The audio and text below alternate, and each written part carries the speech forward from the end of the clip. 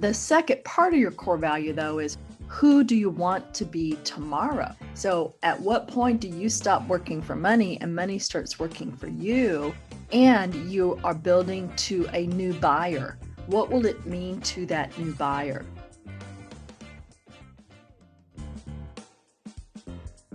Welcome to Investment Grade Practices Podcast, where we believe private practice dentists deserve to get the lifestyle today while building an asset for tomorrow. Join your host, Victoria Peterson, to design the practice of your dreams and secure your financial independence. Let's get started.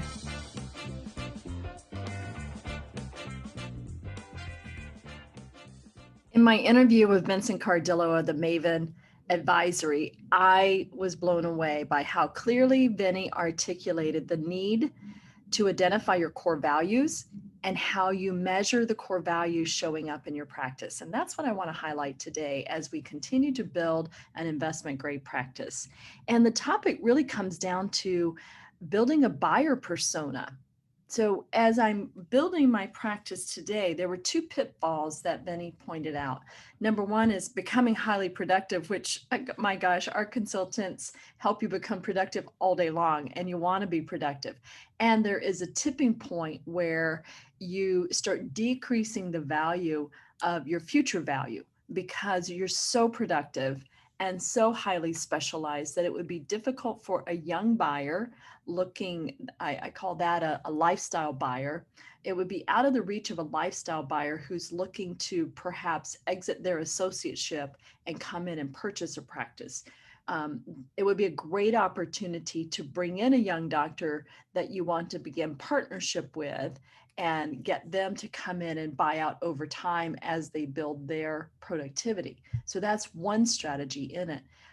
Beyond that, though, solo practices who are in the 3 million plus range, maybe even the 2 million plus range, and they're getting too big for that young buyer who has $500,000 in student debt riding on their shoulders as well, and you become scary to the institutional buyers. So if you listen to the podcast and you are within 5 years of your exit strategy, these are the types of things you should start thinking about now. Even 10 years out is not too early. So buyer persona. We spend some time, and you hear it called avatar or ideal. We spend time most familiar in that area with developing patient personas. Like, this is my ideal patient. Sometimes doctors will say, I love to work on train wrecks, meaning patients who have delayed care and they have a lot of care. And perhaps they want to do it all in one day or with sedation, things like that. That's a buyer persona. And in terms of attracting the right patient to your practice. What we're looking at in value here is future value of who am I building my practice for? Going back to one of the first things Vinny said was focus on core values. Who are you and who do you want to be? So on this theme of live for today, build for tomorrow, who are you today? And trust me, looking back on my career, I thought, there were times I should have taken more time off. I should have gone snowboarding with the kids a little more often. I should have gone bicycling in the park. I should have been there on Wednesday afternoon soccer games, things like that. Don't miss who you are today. Structure your practice, structure your business so that you don't miss those important life events. You get 18 seasons with your kids. Make them count. They're going to go by fast. So who are you today? And let's structure your production per hour. Let's structure your practice so that whether you're solo or group, you don't miss out life today. The second part of your core value, though, is who do you want to be tomorrow? So at what point do you stop working for money and money starts working for you, and you are building to a new buyer? What will it mean to that new buyer? Vincent pointed out a couple of different buyer personas. He pointed out the partnership model. So whether you're thinking of joining a larger group, and there are some highly respectable groups out there. I want to say that when DSOs first came in the market, there was a huge pushback on that, rightfully so. There's always pushback when something new comes in. And corporate had this reputation of being very fast, high turnover, not culturally centered. I'm seeing that start to change. I'm seeing it change to the point that the American Dental Association has banned the word corporate from their nomenclature. They no longer even use it. So there are some terrific larger groups that do partner well with doctors that do give you a lot of autonomy. And you know who they are. And we can talk offline about that. This isn't a brand name podcast, but that's one option. Is your buyer persona, are you building something so that you merge in with something larger? If so, what were the clues on how to build that buyer persona? High periodontal percentage, specialty referrals for implants and sedation. Are there things that you don't do that they could come in and augment? Are your patient reviews really 5-star? If not, how are you addressing the ones that weren't so great? And volume, looking at the attrition rate. This is a terrific place to go in and operationally tighten up the practice a bit.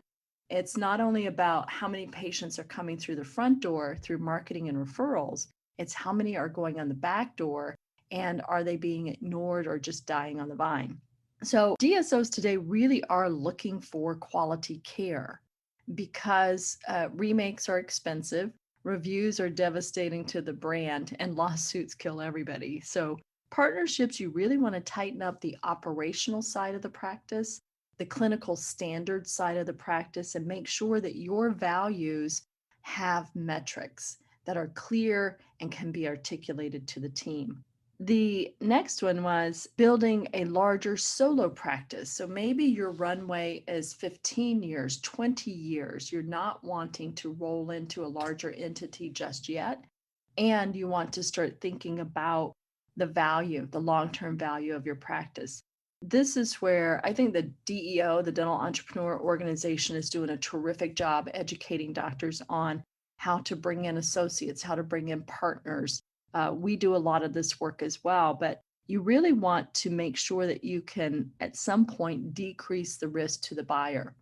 So if you're starting to get larger, you're hitting that 1.8 million solo type practice. 1.5 million is also not too small to start considering. If I'm onboarding associates, what is the plan for that associate? Are you having conversations about where do you want to be 2 years, 3 years, 5 years? Are you nurturing that relationship? Are you starting to nurture relationships with banks and financial lenders that says, this is my plan, this is my strategy? Will you fund the person that I back? You may need to go a little outside your comfort zone and be a little more creative and get those contracts in place up front. Find sources, multiple sources for financing so that you could be creative, and perhaps even think about seller financing. As you're building your buyer personas, these are all areas of consideration. And I'll tell you, one of the biggest mistakes I see in partnerships today is that we know how to get in them, but we don't know how to get out of them. It's kind of like marriage or relationships, easy to fall into, tough to get out of. And the biggest mistake I see, it's huge. It is emotionally and financially devastating when you build partnership agreements and you don't know how the second half or third of the partnership will be executed. And I'm going to invite everyone, if you're in a partnership today, please pull out your partnership agreements.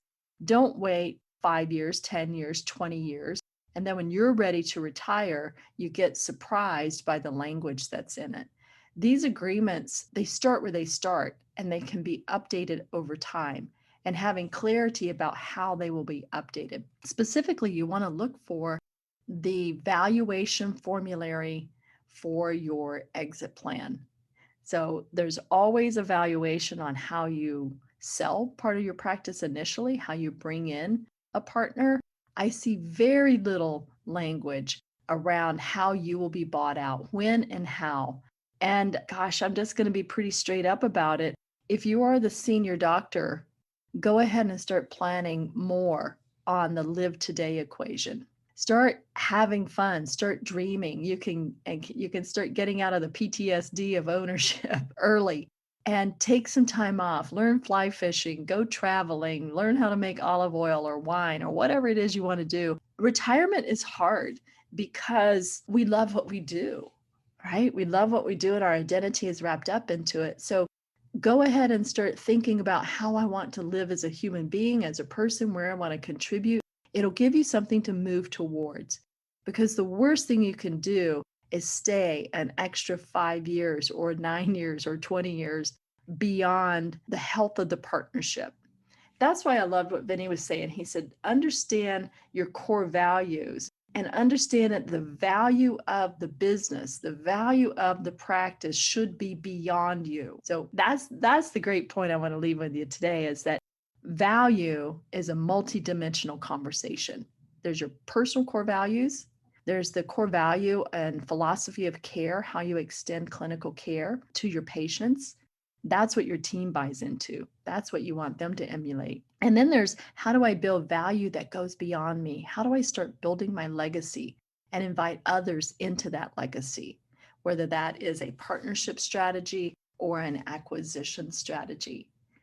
I hope this has been helpful to you today. Once again, I'm Victoria Peterson. If you've got any questions, comments, or things that you're struggling with as you learn how to make money work for you instead of you working for money, if you're ready to start focusing more on the 4 P's of investment grade practice: people, profit, passion, and purpose, please drop me a note, drop me a line. Happy to answer your questions individually.